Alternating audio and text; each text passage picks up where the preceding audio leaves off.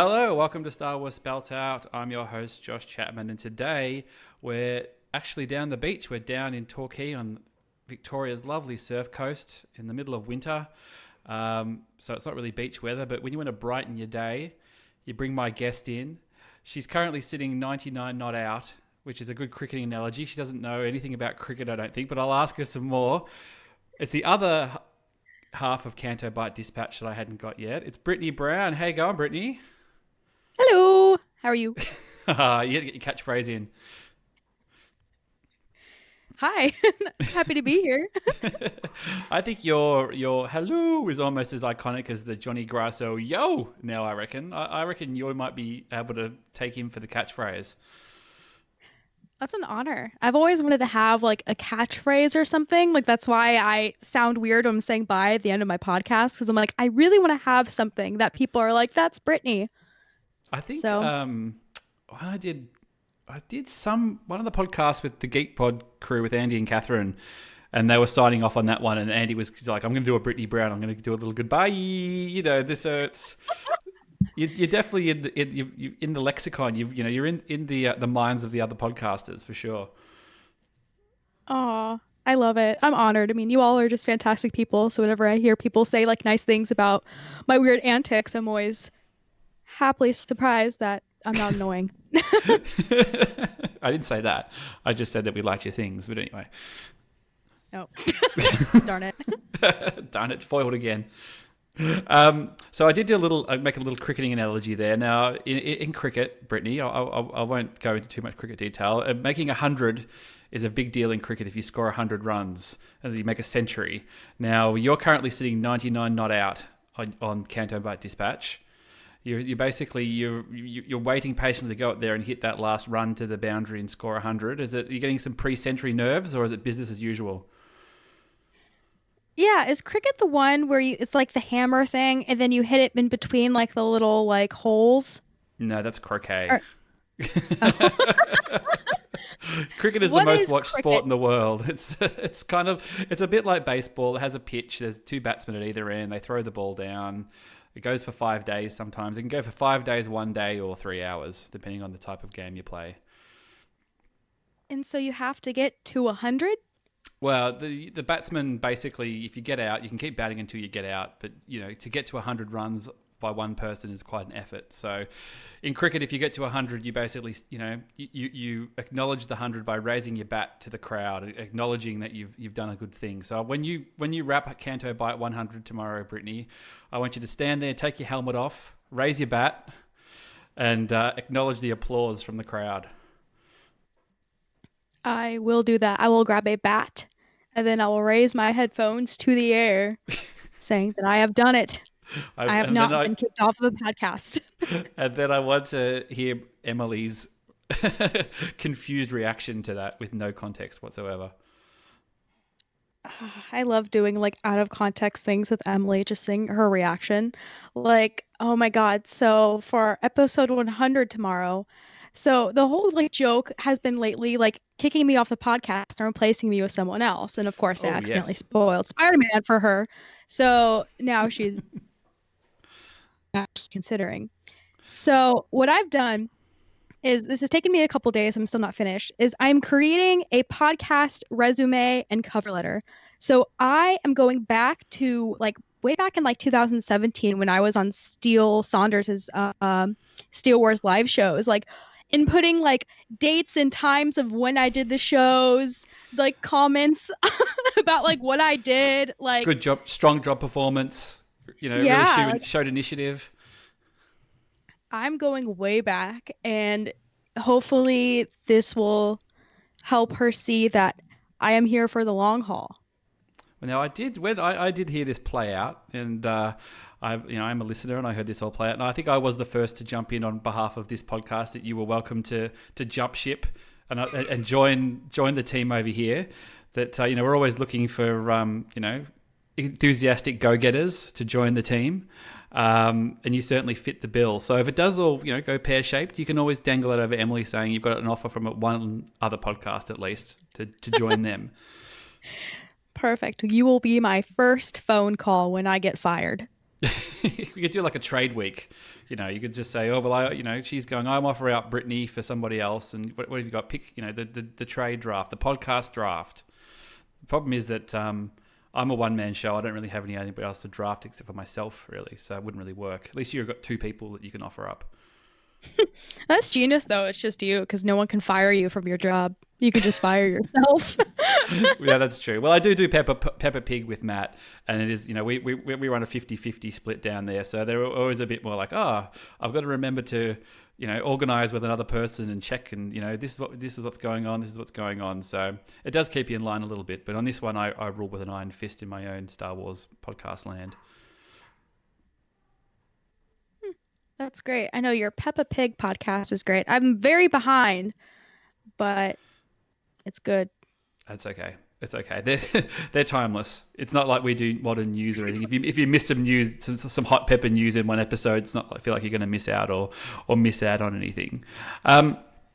So let's go back in time a little bit. We met at Celebration this year, Chicago, in person, which was very nice. But the hot social media trend I felt was videos of people meeting Brittani Brown. I mean, there was the famous one of you and Emily, but I've got a few photos of you meeting other people as well with a lot of excitement. It was like the internet had come to life for you, wasn't it? It really was. I was really nervous. Like, I wasn't expecting being as nervous as I was because I've never been to something like Celebration. Like, I've never been to a place where I'm meeting like all these people that I've talked to online. Like, I didn't realize how many friends I had, from the internet from different countries until like I got to Chicago. I'm like, I was almost a little overwhelmed because I'm like, I love all of you people, and I don't know what I did to deserve this. But now you're all actually here as well. Yeah. So what were your expectations going in? Like, I know obviously Emily's a little bit different, or very different, because you guys have a sort of, record all these podcasts and you've got a relationship already. Did you have sort of a preconceived thing in your head of how it would go? You're like, oh, maybe I'll meet a few people. Maybe, maybe, did you really think it would be just like everybody?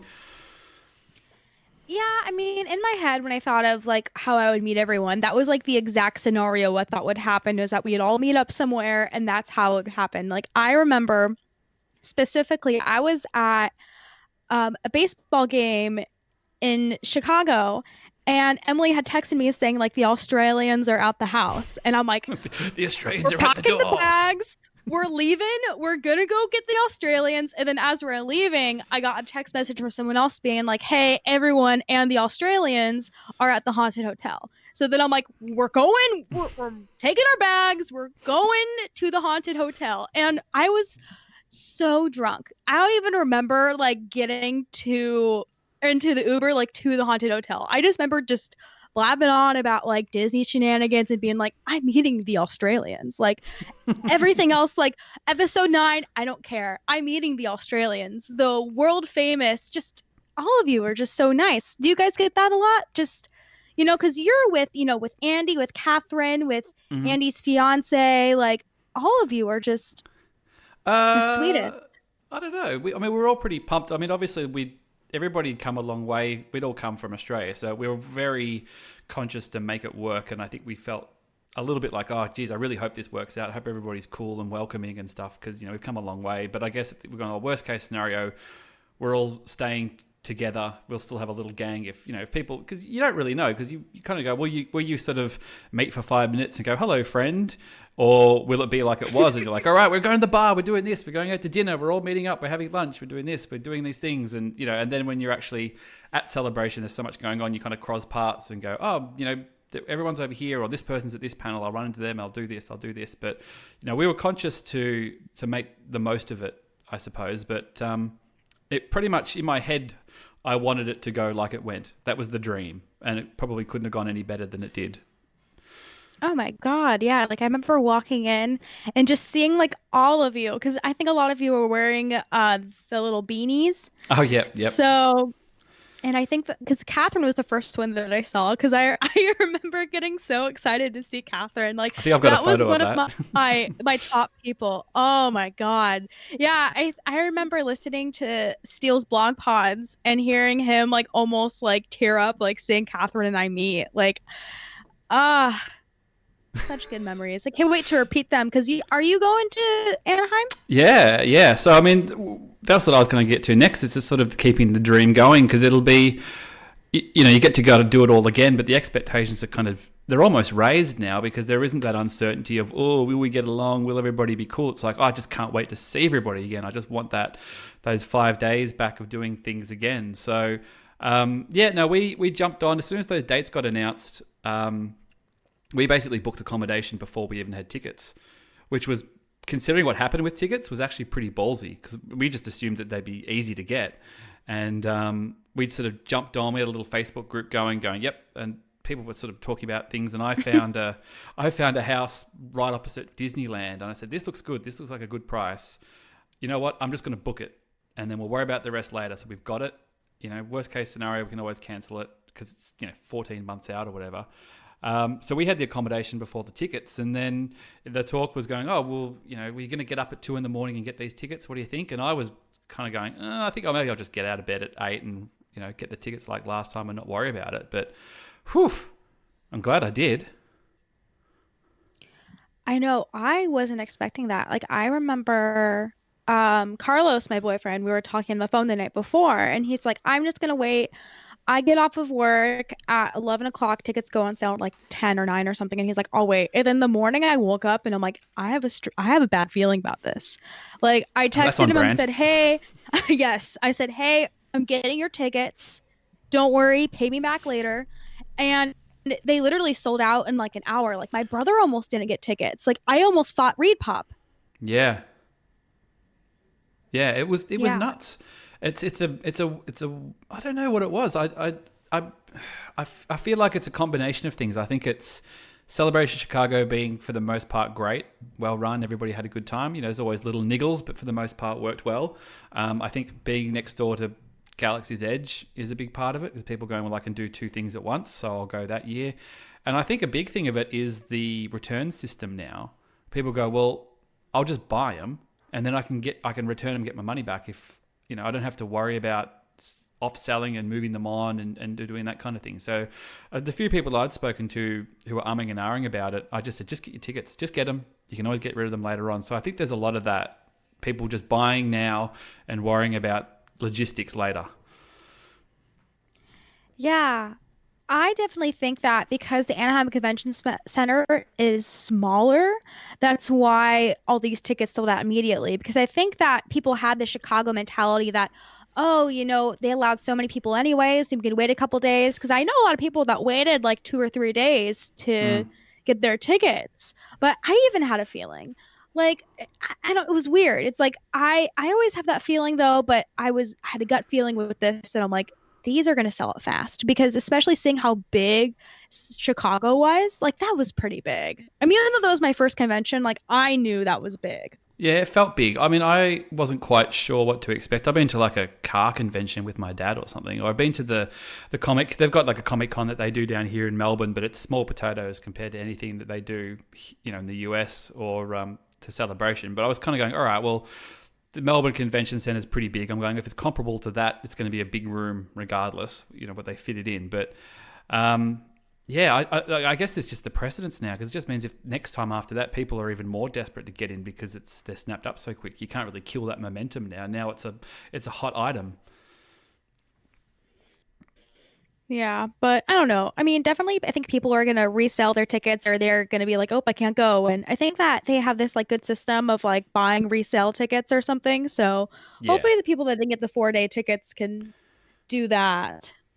Yeah, well, the good thing was that I didn't hear anybody from sort of the crew that that we know who missed out. Actually, everybody was sort of. I know you said that Rusty got pretty close and nearly missed out, but that was the only story of anybody who sort of nearly missed out. I think everybody else got in. I think there was a few hairy moments for the first hour or so, people waiting in line, but it would have been devastating if half the people were like, oh, I didn't get it.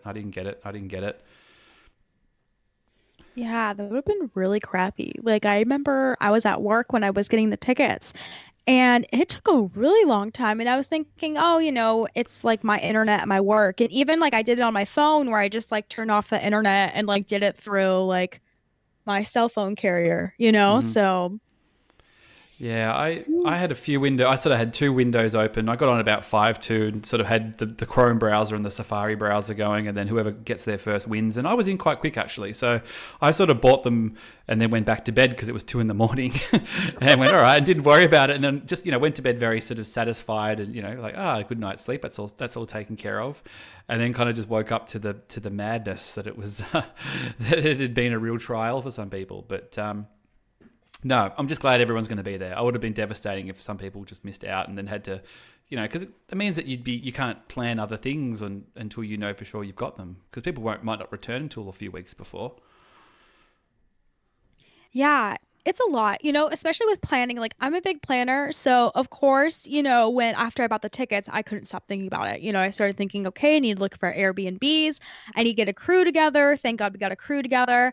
And, I obsess over, small things and planning and everything. So, this took up my life for like a whole week because I'm like, okay, celebration, where we're going to stay, where we're going to go, like, writing down addresses, writing down prices for those houses. Like, You're in it. I was in it, yeah. So where did you guys end up? Are you guys doing because you were at Echo Base last time and sort of the big house. We had sort of 4 or 5 in our place last time. We're going to have a couple more. Matt and Sean from Blue Bantha Milk are joining us, I think, this year. So we're going to have about 7 in the house, but we're not in the 15, 20 plus people houses. Are you guys doing that again, or are you scaling down? No, I am staying in Scariff with a couple of people, a lot of people from the Bad Motivators, some Sith listers. Yeah, we found a small place. We definitely wanted to do less than 15 people because I think that I was late to the party because I think half of our house from last year was like, hey, we already found something, but I wanted to wait for a little bit because what I like to do with Airbnb sometimes is like wait until like the last minute to find places because that's when the places are cheaper, is when, of course, they're like, wow, I really need someone to stay here. Yeah. But I had heard from our Airbnb master, Aaron Boyd. He had texted us and said, hey, if you guys are going to find a place, you need to find something soon because things are booking up. Like, we were looking on both, like, there's another Airbnb website. I think it's like HomeAway or something, like that 80% of places have been like taken up already. Well, that was why we for 2020. Yeah, well, that's why we jumped on it straight away because we kind of, I had because I think Chicago was a little bit different because we had one cancelled on us and then we had to get another one. I think they dicked us and just went, I can get more money, I'm going to cancel it and rebook it. And then I complained and got a coupon for about $150 credit, which I just used for this booking. So we got a little discount on that. But Ooh. I think for the cases of this one, because it's so close to Disney, all the places just get booked for Disney regardless. So I don't think they feel like, oh, Star Wars is in town, it's going to get more busy. I think it's just busy because it's Disney. So I don't think they were going, hey, for this specific week that Star Wars is here, we're going to jack the prices up, because they'll go like, hey, it'll book regardless because Disneyland's next door. So you're going to be a great resource because you're a Disney parks queen, aren't you? I remember talking about where we found, I think there's in the blog pods, there's a little moment we're talking about, oh, they announced that it's in Anaheim. You're like, I'm so excited. I get to take Emily to Autotopia. Is that right? Am I getting that correct? Yes. There is this Cars ride at Disneyland Park where you're just sitting in a car and going through this like little land area. They've revamped it so it's kind of like you're in this like futuristic area driving this car. And for some reason, Emily just hates the idea of it, which makes me want to put her in that car even more. I can just see, like, when you get the official photo, you get the ride photo and you're just like, woo, and she's sort of sitting with her arms crossed with a scowl on her face going, you've made me sit through like precious memories of Emily and Brittany at Autotopia. So I won't make you revamp everything but that you said on Canto Bight, but you went to Galaxy's Edge. And it felt like I listened and I kind of, the feeling I got was both amazingly overwhelming and amazingly underwhelming at the same time. Is that correct? It was such a confusing review. I was so scared to talk about it. But yeah, I mean, at the end of the day, it's just a park expansion. And for some reason, like, I expected this park expansion to just change my life, clean my pores, give me a career, and like, it didn't do any of that. And I mean, it was wonderful. And it was so great. But I think just like the mixture of like, this isn't a normal Disney thing. Like when they had the reservation system going on, like it wasn't normal to like wait in a line and then wait in another line to go to a park. Like I'm used to going to the Disney parks and then just like doing what I normally do. And because this is something new, I wasn't sure how I should have reacted to it. Yeah, so it sort of messed with the. I mean, like you said, if you're someone who goes all the time, you've got a routine. You know, you probably feel like you've cracked the code a little bit. Like if I go here first, it's less busy. Then I can go there. Then I can go to Autotopia, 5 times, and then I can go to the next thing around there. And going to like having this new thing in here just kind of threw a monkey wrench in the operation a little bit. Do you think? Yeah, I think so. I mean, I think I need to give it another like chance. Like, I was having a bad day and I had a really bad migraine and I think it was that too, but I don't know. It just sucks when you have like so many expectations for something and then that rids not like rids the experience, but But it would feel like it would take a few more goes to love it, even if they're all great, just because the first one wasn't perfect. yeah, definitely. And then like the other ride isn't open yet. It's not gonna be open until January 14th or 15th. So I have a lot of time to fall in love with Galaxy's Edge. Well, at least you've got that luxury of being able to just, having a little bit of an organizational trip. And how far is it from Disney from where you are? Is it San Jose? Is that correct? San Diego. San Diego, sorry. Yeah, yeah, I'm very East County, San Diego, and it takes around like 2 hours and like 15 minutes with traffic to get there. Wow, that's still pretty good. Like I'm down the Hmm. down the in-laws beach house at the moment. It's about an hour and a half door to door from our house from Melbourne. So it's not that much further than a weekend down the beach. That you can kind of go, oh well, we can just get organized, pat the car, get down to Disney, and give Galaxy's Edge another crack.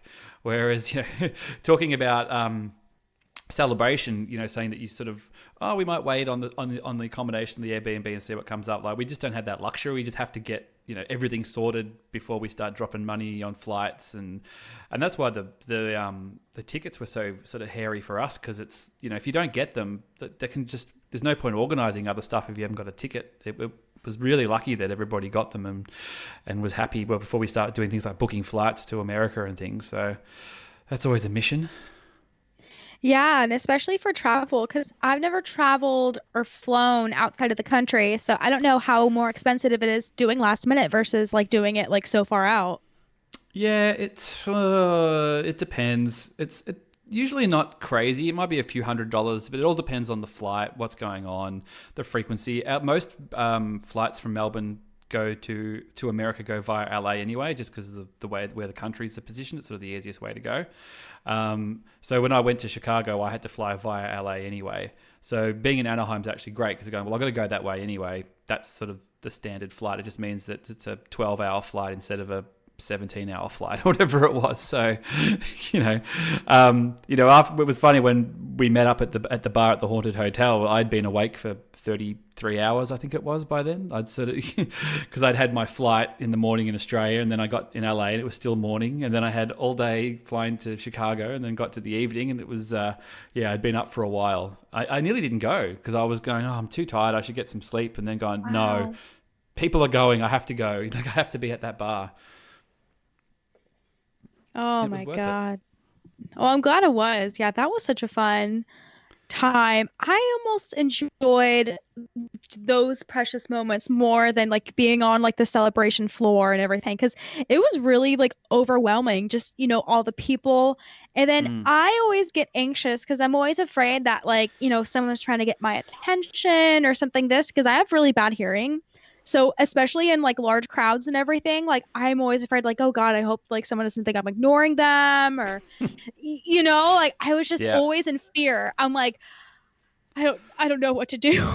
Well, that that preview day was sort of a blessing and a curse, really, because it was good to, especially for us who'd never been to one, to get an idea of the lay of the convention center, getting to the convention center, all that kind of stuff, getting an idea of it. But because there was no panels, it was just everybody was on that exhibition floor on that day, and it was just absolutely chockers. That was absolutely so full of people that it was quite a lot for for a few of us, just going, whoa, is this what it's going to be like the whole time? And then it was kind of funny that the next few days when the panel started and people were off doing things, it was a lot easier to get around that floor. It wasn't quite so crazy. Yeah, like, and it was funny too, because I was like, like maybe I'll want to get merch or something, but there's just so many people and those like merch lines and everything, especially like the first like day or two. And then Mm. especially like, we're in like massive groups of people. So of course, me always wanting to do stuff with the crowds and everything. I'd be like, okay, what's all these people doing? What's everyone doing? Because I always like insert myself in situations where I'm just like, oh, like let's do this, even if I haven't slept all day. Well, let's do it. I'm gonna regret it. But I think I needed to like calm myself down and be like, Star Wars or die. yeah. But I'll definitely be calmer at Anaheim. And plus, like I know Anaheim like the back of my hand. So Yeah. So I was going to ask you about that because I think maybe on Canto Bight you were talking about the sort of, what's it? It's like Disney downtown, Disney downtown or something, where it's sort of like the after hours. So is it just like an area of Anaheim where it's sort of like late night bars and restaurants and stuff for grown ups to go and congregate, basically? yeah, what's interesting about downtown Disney is that like people assume like it's just the place where you go shopping for Disney merch because they have one of the biggest Disney stores in America. The biggest one is in Disney World.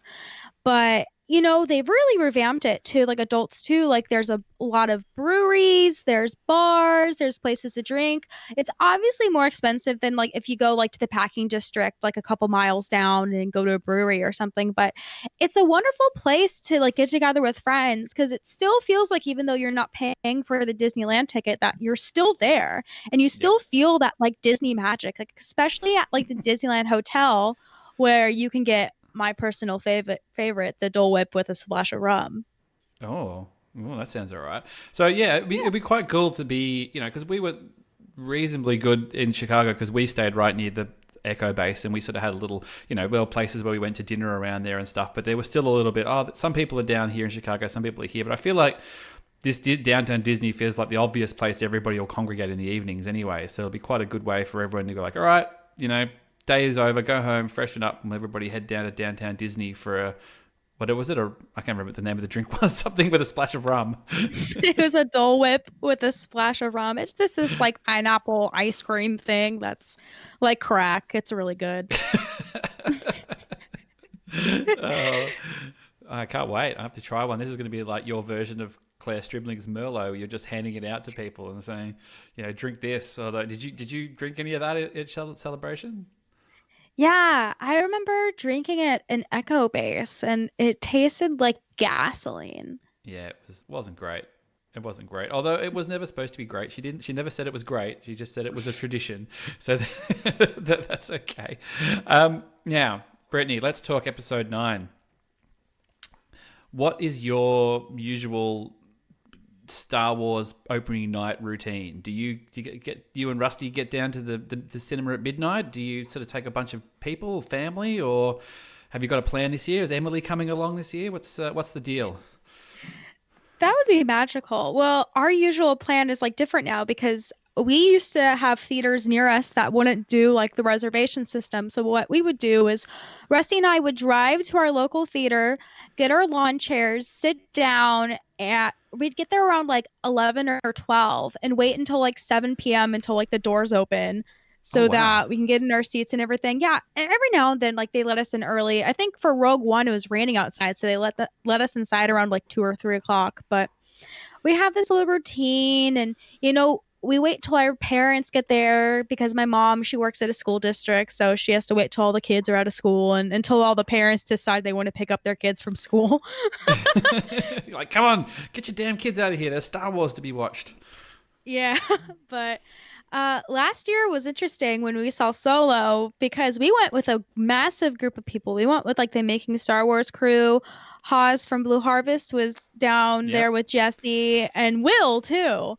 Will's amazing. I really hope I that Will haven't met comes to Will yet. Celebration. Yeah, me too. I really hope he comes too. I'd love to meet him. I love Hawes and Jesse. So anybody who's good by those guys has got to be good by me. He is sincerely one of the nicest people I've ever met in my life. Like he is so kind, just a great dude, and I really hope to see him in Anaheim. But Yeah, we went to Chili's, and that was where the infamous Rusty didn't get his steak on time incident, where everyone had gotten their food, but Rusty was sitting there waiting for his six Oh, ounce sirloin there's steak. always one, isn't there? I've Yeah, never been but to a Chili's, so I can't comment. So, but I have heard the story. I don't know why we didn't do this in Chicago. Probably because like I'd never been to Chicago before this. Like I have traveled all over the United States. Like we used to go on road trips a lot as kids, and my dad would pack us all in the expedition and go across the country every now and then. We went on this big one when I was younger, but no, back to what I was saying. And I don't know, like I was very intimidated by Chicago because I didn't really know what I was getting myself into other than getting drunk and going to Star Wars things. But with Anaheim, like I feel like I'm more capable of, all right, I can plan this, I can do that, I can have people over this night, we can go do this night. But I really want to get everyone together and have like a family dinner somewhere, like at Chili's or like a family Dole Whip session. Like, I really want to do that because I just Yeah, want for sure. everyone that I love together in a place that I love. Like, Disney is such an important place to me. Like, I basically grew up there, and having like all of the people I love there would just be the greatest thing to me. Oh, that'd be awesome for us. I mean, we're happy to be led, and stuff like this. We feel like we're coming into your home ground. Chicago was good because we had Claire to sort of tap for advice and things, and it was great having you guys close. So we always felt like, oh, there's people close and we can meet up and things. But if you got someone who knows Anaheim like the back of a hand, just says, all right, so the Friday night, everybody be here.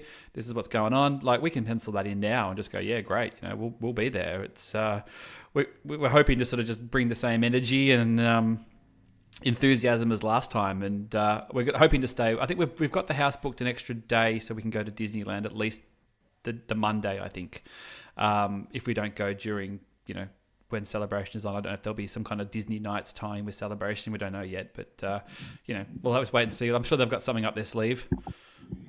Yeah, definitely. Let me know if you guys are going to Disneyland. I can be your Disney Sherpa and just tell you where to go, what to do at what times, because people always do Disneyland. Not Autotopia 10 wrong. times. Yeah, like I want to make sure that you do everything you want to do, plus the things that people don't ordinarily get to do. Like go on Space Mountain, do this, and do that. And then plus, I think that Disney is going to do this like usually for like big events or something like during the holidays, they do like an after dark event. And I think that they're definitely going to do that for Celebration because they did that in Orlando. Hmm.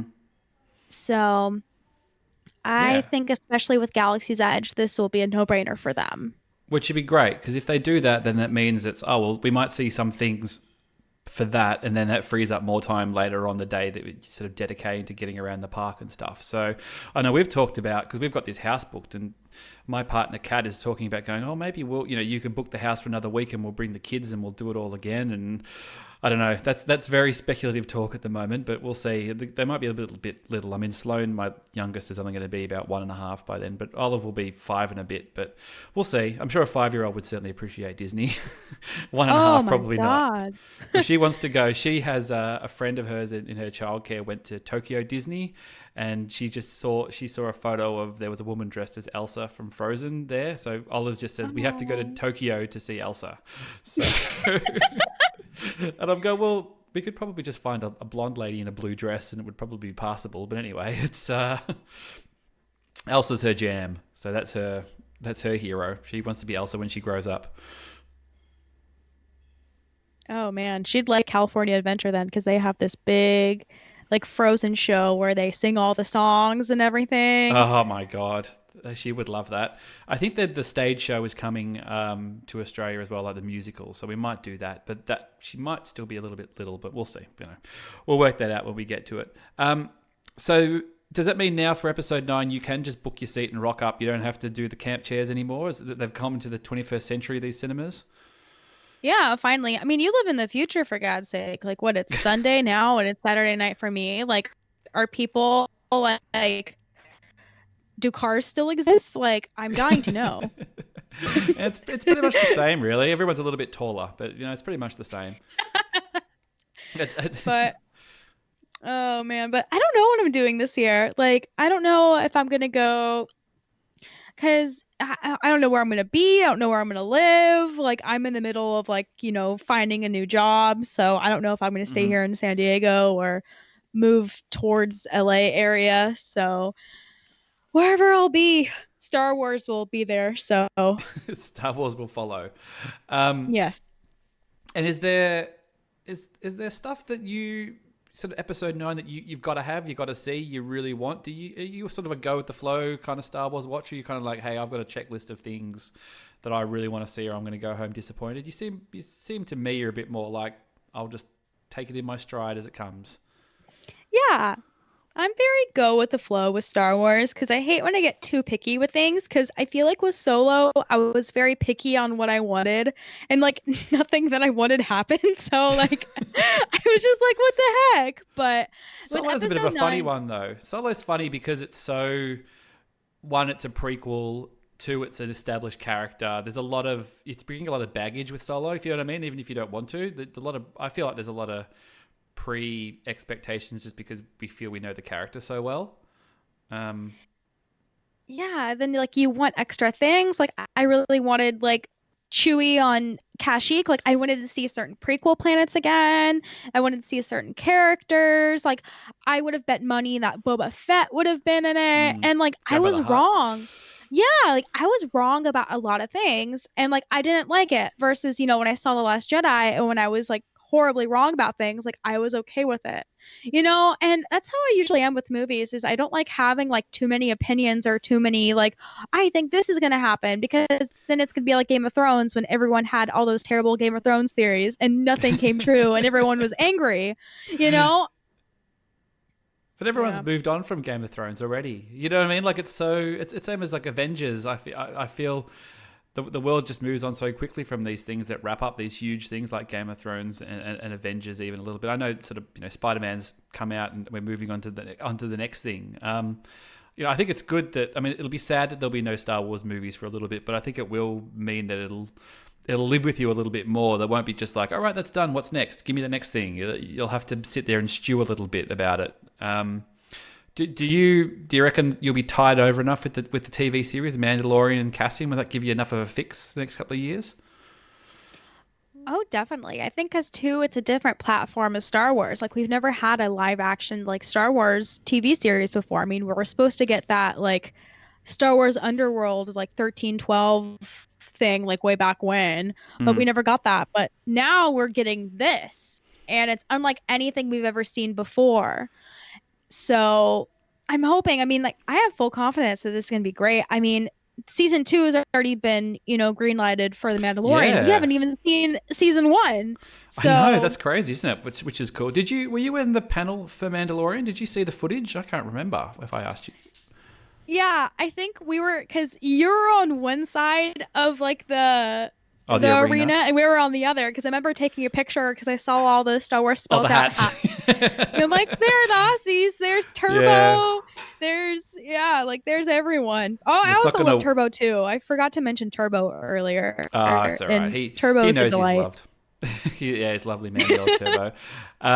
Well, the hats aren't going to work next year. It's going to be too damn hot. So I think we're doing baseball caps. I think next time that's the plan. I think so. Oh, The beanies. I know a few people who missed out on the beanies wanted to do it again, but it's going to be 30 degrees or whatever it is. I don't know Fahrenheit, but in the 90s or whatever it's going to be. It's going to be too hot for woolly hats.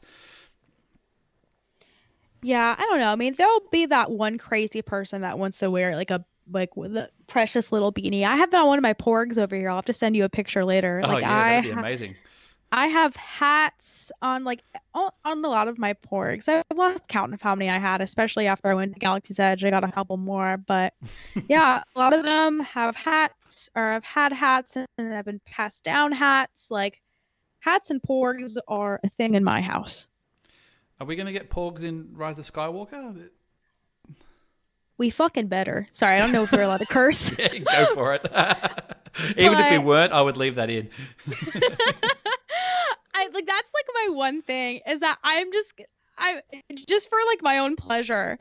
I just love them. Like they're just happy little fuckers. You know, like they're like dogs. Like everyone loves dogs. Like they're so cute, they're so kind, they're loyal. That's the Porg. And especially like they're living on the Falcon too. Like I would think that they're still living on the Falcon. Like I don't know their lifespan, which I don't know if I want to because that might make me sad, but Well, they're based on puffins, aren't they? That's the whole, because they were shooting in. Is it puffins that they're based on? I think that was what it was. The little birds. I've actually eaten puffin before. ooh, is it good? I had it in Iceland when I was there. It's sort of, the old adage, it tastes like chicken. It's sort of like a dark meat. It's almost like a pigeon kind of dark, a little bit gamey. But I don't know. I'd have to compare notes with Chewbacca to find out what tastes better or not. But yeah, they're not too bad. So porgs is a must-have, and like you said, they're in the Falcon. Surely there'll be a couple of little shots of some porgs in there. Is that your stand up and cheer moment? Like Bugger Bendemption. Just give me some porgs. Oh yeah. I can't wait to have a standing ovation moment because my standing ovation moment was almost, after like Rey and this whole Snoke or when Kylo kills Snoke and then they both like stand up together and I'm like, they're gonna team up. He's good. He's a good guy. But I secretly hope that, that happens. Like I know that, people have, their expectations and, their thoughts on Kylo Ren, but like the part of me that wants everyone to get along and in Star Wars and wants everything to be happy, like I would want Ben to realize that he's like messed up and that he needs to fight for the cause. But I know that's probably not going to happen because that's going to make a lot of people angry. So Does he got to go? Has he got to die this movie? Do you reckon he can get out alive? I don't want him to die, but I think that I think that Star Wars has to do that because of how they've created this character that's killed so many people, that's done so many awful things. Like, he has to die. Like, keeping him alive will make so many people angry. It'll cause so many people to be like, you know what, Star Wars, I'm done. We're over. Cue a Taylor Swift breakup song. Oh, I think you're making fun of Eric Struthers then bringing you. Is that your Eric Struthers impression where he's just like, God damn no. it. Cue the Taylor Swift. I think Taylor Swift is neat. No, I actually love Taylor Swift. Like I've loved Taylor Swift since her very first album and her country phase. Yeah. One thing I do like that on your social media, Brittany, I have to say is the Brown concert family outings. And you guys go to shows together. I saw that you saw Paul McCartney recently, and I took my dad to see Paul McCartney about a year ago when he played in Melbourne. And when I saw the photo of all the Browns there, I'm like, yep, good memories. It reminded me of going with my dad to see Paul McCartney, and I had a great time. Aww. So looked like you did too. Nothing will ever beat Paul McCartney. And I'm pissed off too because my older sister decided, that one Paul McCartney concert wasn't enough. So last night she decided to go to Dodger Stadium to go see Paul McCartney. But not only Paul McCartney was there, Ringo turned up. Yeah. I know. So sad we missed him. I know. Yeah, just when I saw Bruce Springsteen in London when I lived in London at Hyde Park. He played and Paul McCartney came out at the end and they did some songs together, and that was the closest to going, because I hadn't seen Paul McCartney at that point. I was like, oh my God, Paul McCartney's there with Bruce Springsteen. That was cool. But then they ran over curfew and then they cut the power right as the show ended. It was really weird. Normally there's hold for applause, fireworks, lights and stuff, and they just the song ended and the whole thing just went and it was like, all right, get out. It's too long. Bruce has gone too long. It's time to get out. Back to reality. Yeah, back to reality, everybody. So Ben Demption, I don't know. I feel like he's got to go. Like you said, for the sort of the way that the stories are structured and things. Like ultimately, good's got to win. Ray's got to be triumphant for a satisfying ending. I feel like that's the way it's got to play out. Yeah, but I don't know. I mean, I always try to go into Star Wars movies not having too many theories or too many what if this is gonna happen? What if this or that? Because, and especially spoiler culture. I mean, we know a lot of people who have who know exactly what's gonna happen in this movie. So I always have to be very careful of what I listen to or what I click on and everything because it's always possible spoilers. It'd be a real shame if somebody spoiled a movie for someone. That would just be awful, wouldn't it? You'd just be the worst person. They would be. Which part of Spider-Man did you spoil again? Because it's been out for a while, so too bad if you haven't seen it. You can spoil away. Was it the very ending? Was it? I'm just trying to remember which bit you actually spoiled. Yeah. Okay. Emily has done like the fake news thing where she got on Twitter and she's like, Brittany spoiled. Or I almost said Endgame. I'm already forgetting movie names. But yeah, like I had seen that part, and without even thinking, as soon as I saw it, I texted her and I said, you should go see Spider-Man. And I wasn't expecting her first message back being like, is Mendo in it? And so of course, like I was like, oh no. I'm like, I just think Jake Gyllenhaal's hot, you know? But she had looked it up because after I texted her, like, she thought, why would Brittany recommend me to go see a Marvel movie? Yeah. So that's a little bit. That's circumstances worked against you a little bit there. So it's not like you texted her and said, "Hey, by the way, this happened." Oh yeah, I felt so bad. Like I remember sitting in that Denny's afterwards, being like, I messed everything up. I'm done. I no longer have a podcast. Yeah, I'm like, I have no podcast. What am I going to do on Sundays? Yeah. Well, yeah, I'm working on that. Ooh, that's so many pages. My God, like I used to always call into Steele's live call-in show. Oh my God, I called in too much for that. But it's amazing, really. Like just looking back, when you're coming sort of full circle as we're sort of coming towards the end of this, is that you're probably in a similar situation to me, where you sort of listen to a lot of these podcasts and stuff, and you kind of almost like you feel like you're waiting for someone to ask you to be on these things because you've got things to say, you want to have a talk about it because you love talking about it, and that then it's like, oh well, I can call in, I can contribute, I can do this, and then you get the opportunity to kind of run your own ship and get in there, and now like nearly 100 episodes later, still going strong, so not bad. Yeah, it's an amazing journey, like, from calling in so much on Steel shows and, meeting Emily, meeting you, meeting everyone else. And, like I was binge listening to a podcast and I was on that podcast and now I'm dating a guy from that podcast. So, I mean, like it's a process. Life is a beautiful thing. Yeah. It's funny where it takes you, really, isn't it? It's sort of, Mm-hmm. I just don't know whether if I had done the podcast, whether I probably would have gone to Celebration. Maybe. I knew Catherine and Andy and Turbo and some of those guys sort of through the Steele's podcast originally, because we went to some of the live stuff here and we sort of knew each other a bit. But having that sort of the podcast certainly opened the doors up more to people over there and interacting more and getting to know them before you actually meet them face to face. So it's certainly been wonderful having it, and kind of the thing that keeps you going on doing it, I reckon, is just like, well, you want to keep it fresh for next time when you see people. You want to keep those relationships up as well, and keep chatting about it. Because every now and then a podcast you'd be like, oh, especially in my case, because I've got to find a guest every week. Sometimes it's just like, oh man, maybe I'll just park it for a while. But you're like, no, I want to make sure it's still going and fresh when Celebration comes around, and you never know who you might get on and meet. And yeah, I'm glad it's happening. I'm glad you're still going strong, going towards 200 now. Yeah, time flies when you're having fun. Are there sort of big plans that you want to do with the pod? Would you ever do a live show with you and Emily? Would you ever consider that?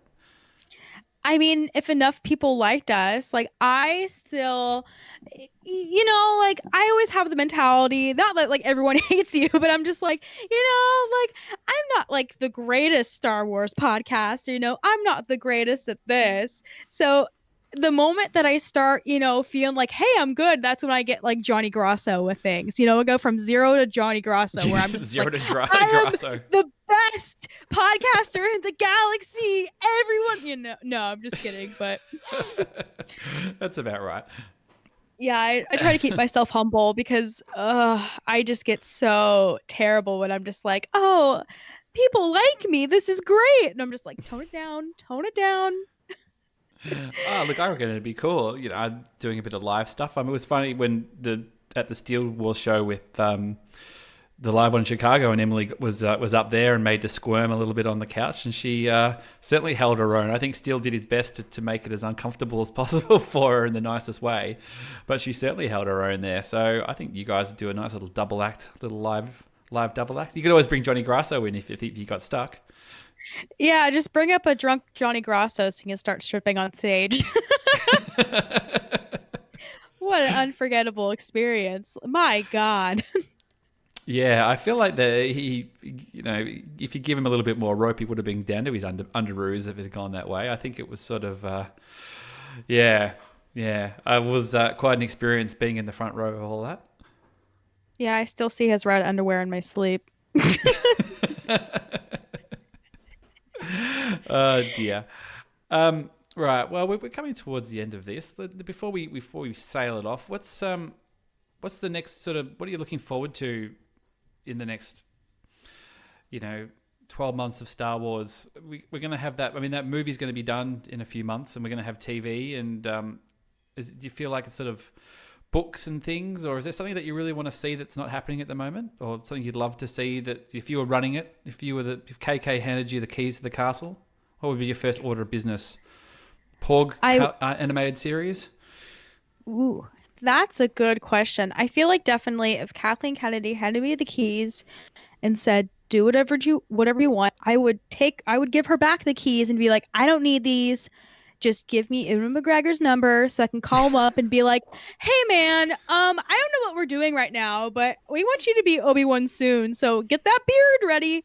Like, I need him in something. Like, I love Obi-Wan. I always have. And especially Ewan McGregor's Obi-Wan is just fantastic. Like, he made the prequels just, so much more watchable for me. Like, I was a prequel kid. Like, I grew up loving the prequels before, the original trilogy. So he was my guy, and he still is. So seeing him in a movie or a TV show or something will make me, cry the tears that many cried when they saw the Chewie We're Home trailer, or, seeing Luke Skywalker again, or, because that's my guy. Yeah. I feel like it's I don't know. I feel like it's an inevitability.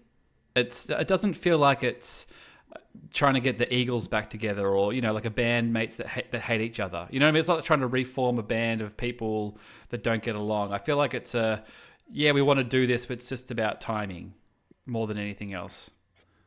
Yeah, I mean, we were close to it. Like, if Solo had done better in the box office, we would have been guaranteed an Obi-Wan thing, which is why I personally think that the Phantom Menace panel, they were going to announce like an Obi-Wan centered thing, and that's why, because you saw Warwick Davis like looking at the cards, and and I was waiting for that Obi-Wan card. Like the hopeful 12-year-old inside of me was like, yes. And we're finally announcing an Obi-Wan Kenobi series, but man, but I'd love that. That'd be the best. Yeah, I think it's going to happen. It's going to happen. It's just going to be a matter of when and how the Disney Plus stuff goes down. Does this, do people take to the series and things? Do you hold a surefire winner when you need a boost, or do you bring it out when you're rolling high? They're doing 2 new series now, Cassian and Mandalorian, and not really risky, I don't think, but obviously more risky than Obi-Wan Kenobi. So do you just park that if you need a little boost? But I feel like Ewan McGregor's ready. I think he's just waiting for the stars to align. Waiting for you to hold the keys to Lucasfilm, Brittany. He's waiting for me, as always. He's got to age. The guy's got to age. I mean, I know he's nearly 50, Ewan McGregor. He must be close to 50. He's not aging badly enough. No, not at all. But I mean, he was at the Solo premiere and he looked pretty good. I mean, like, I'm biased. Like, I think he's beautiful, but still, like, he looked good. I mean, like, put a beard on that guy and, that's Obi-Wan. Oh, like, for sure. 2005 Obi-Wan who, Yeah, but you're looking at Alec Guinness, New Hope Alec Guinness, and going, he's just not quite. There's still a little bit of a gap there. He's still looking pretty young, but the magics of computers these days, they could age him up if they need to. But look, I'd be all for it, but I just feel like they're just holding their powder a little bit on that. I think they feel like they can kind of pull that trigger when they need to. But bring it on. You can run Lucasfilm, Brittany. That sounds like a good call to me. Yeah, sweet. I'm honored that you would consider me to run Lucasfilm, which I can't even run my own podcast. So that's great.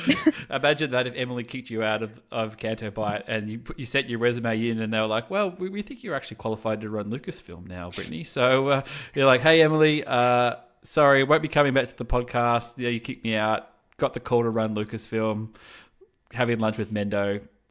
Brittany XX. No, I would tell her that as I'm having lunch with Mendo, being like, I'd like call her and be like, oh wait, I need to go. I'm having dinner with Mendo. Can you call me back later? Thanks. No, I'd You could never just do a that little to her. FaceTime and just put it up on the lunch with Mendo while he's showing into his steak and salad or something like that, and just wish you were here, XX. Oh man, but all jokes aside, Emily Lind, like a fantastic person, a fantastic Wonderful. friend, and a fantastic podcaster. Like all these things. Like I am so honored to, know someone like Emily. Like she's just such a wonderful human being.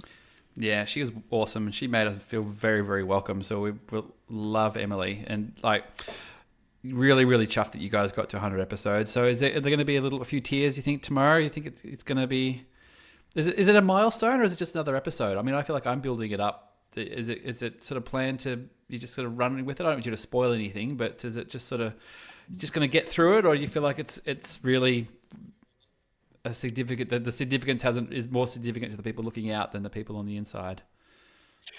I don't know. I mean, I'm definitely gonna have like a margarita or two like while I'm recording, so maybe some alcohol influenced tears might happen. But I don't know, depending on like the voicemails and the emails we get, I think definitely knowing that people are listening or have been listening for a long time will get me emotional because, I always, I'm an entertainer. Like I always want people to enjoy themselves or have a good time. And especially like having a podcast. Like I want people to, enjoy listening to my voice for like an hour or 2 hours or something. Like I want them to laugh at my stupid jokes or laugh at me confusing The Shining with The Sixth Sense.